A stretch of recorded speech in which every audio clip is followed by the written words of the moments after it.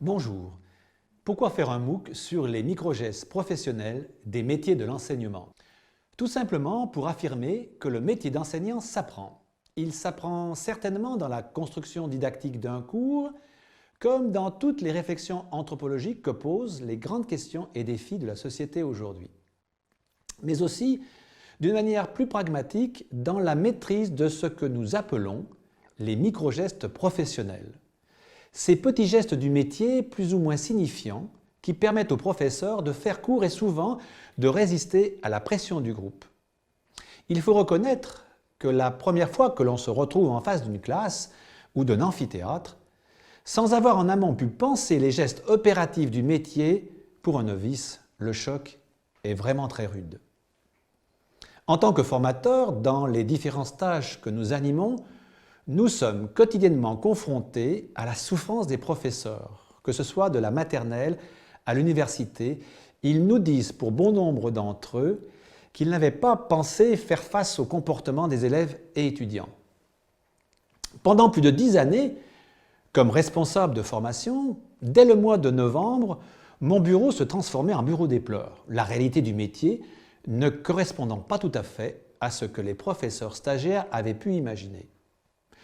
Il est surprenant de penser qu'une institution responsable puisse concevoir qu'avec l'obtention d'un concours, que ce soit celui du professorat des écoles, de l'agrégation, du CAPES, ou même pour les enseignants de l'université, le fait d'avoir un doctorat, suffise à maîtriser cette compétence très particulière de la communication verbale et non verbale. Tous se retrouvent fort dépourvus lorsqu'ils sont confrontés à la résistance du groupe. Ils s'aperçoivent alors très vite qu'ils n'avaient pas reçu comme un don du ciel cette compétence. Ce MOOC nous sert à lancer un cri d'alarme. Il est temps d'affirmer que ces micro-gestes du métier existent, qu'ils sont identifiables et qu'ils peuvent s'apprendre. Dans toute autre profession, la question des gestes du métier est posée comme une priorité. Que ce soit pour devenir boulanger ou chirurgien, pilote ou plombier, on peut s'étonner qu'elle ne le soit pas pour les métiers de l'enseignant. Quel paradoxe de croire qu'il suffirait de réussir un concours pour passer maître dans l'art oratoire. Pourtant, enseigner, c'est toujours dire quelque chose à quelqu'un, en sachant que ce quelqu'un a la particularité d'être ici très imposant. Un groupe plus ou moins important de quelques dizaines d'élèves à l'école primaire, au collège ou au lycée, jusqu'à plusieurs centaines à l'université.